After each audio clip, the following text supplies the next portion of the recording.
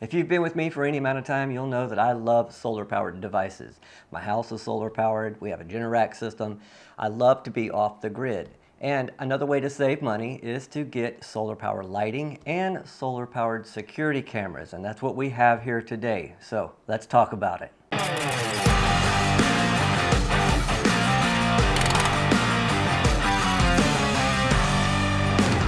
I loved my last solar-powered camera so much that I had to get a second one.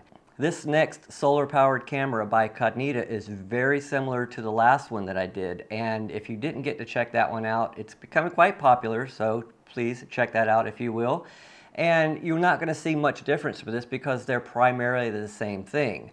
They're both PTZ cameras, they both have infrared, they both have nighttime vision, two-way communication. What are you doing? What are you doing? What are you doing?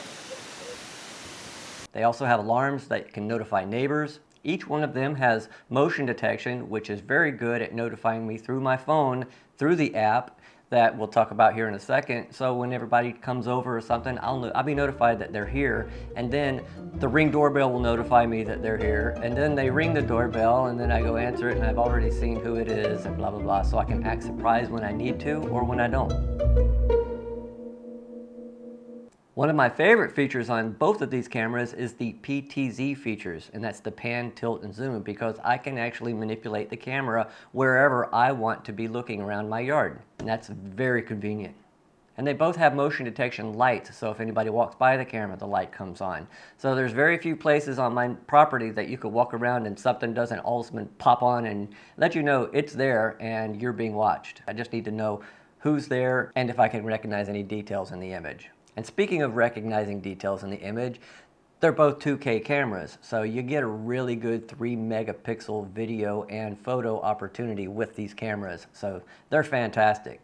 The huge selling point for this camera was the fact that it used the same Cloud Edge app that I'm already using on my other camera, even though they're two separate manufacturers. Because a lot of manufacturers will share the same app and just invest their portion of their company's money into that app to have rights to use it. There was only one part of my property that I'm a little bit concerned of, and that's on the other side of my house. That there's nothing really back there, there's nothing but wooded area, but it is a nice avenue of interest for approaches to, get to the back of the property if they need to. And now I'm going to be covering that aspect. So I really don't need any more cameras after this, and this is probably going to be the last security camera video that you're going to see from me. So let's go ahead and take a look at what's in the box. All right, we have the 24-hour surveillance stickers, and the more stickers the merrier when you're posting stuff up to let people know you've got cameras set up everywhere, although this one's going to be posted in a place where it's quite evident that it's there. And you have, of course, your manual, and it's a solar battery powered security camera manual instruction.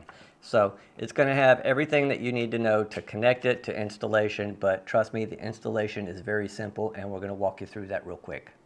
Obviously, you're going to have the solar-powered panel, and then you're going to have the foam that I'm just going to poke that through and get that out of the way.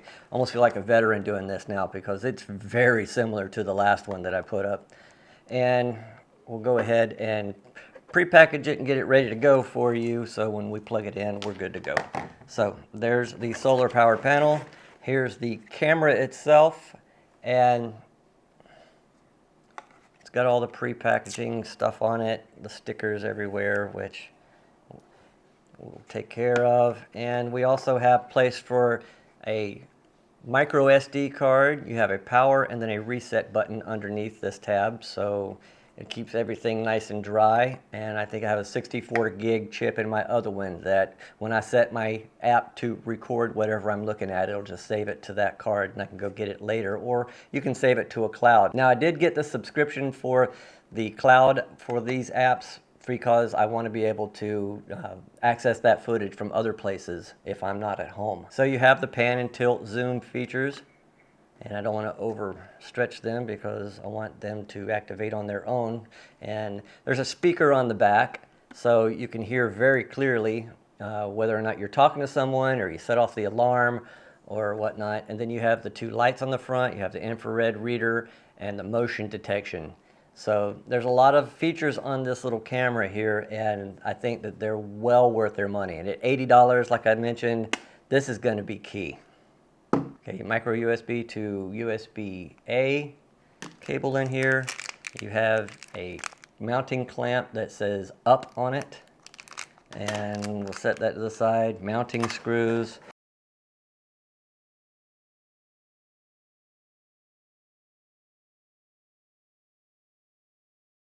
Some more mounting screws, and that is primarily it. You're going to have some adhesive stickers here, sticking them where you're going to mount these plates, and you just leave them wherever they're at because you're going to be mounting the camera over one. So yeah, that makes sense. So it's got the holes that marry up with the mounting plate, and it also has the same thing for this mounting plate. But I'm just going to stick this on the wood and then zip screws right through it and primarily be done with it. So one's for the solar power panel, one's for the camera. And that is pretty much it. It is a very simple procedure to install it, so let's go outside.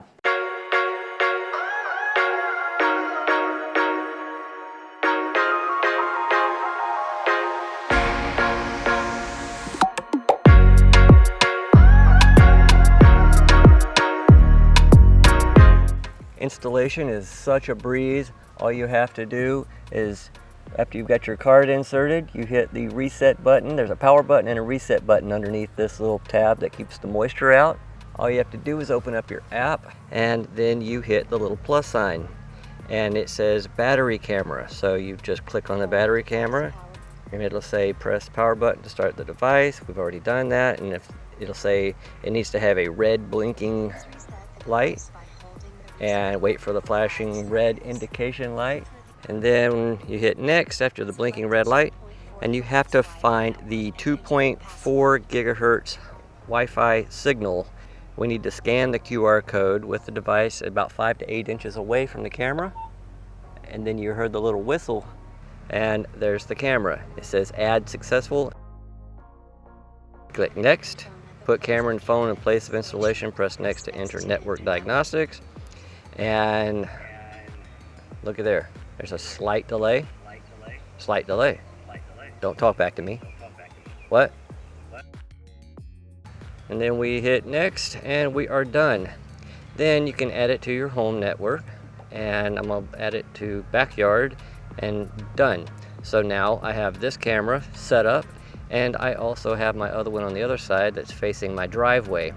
And so I've got both sides of my property covered. Might be a little bit overkill, but you can never be too safe.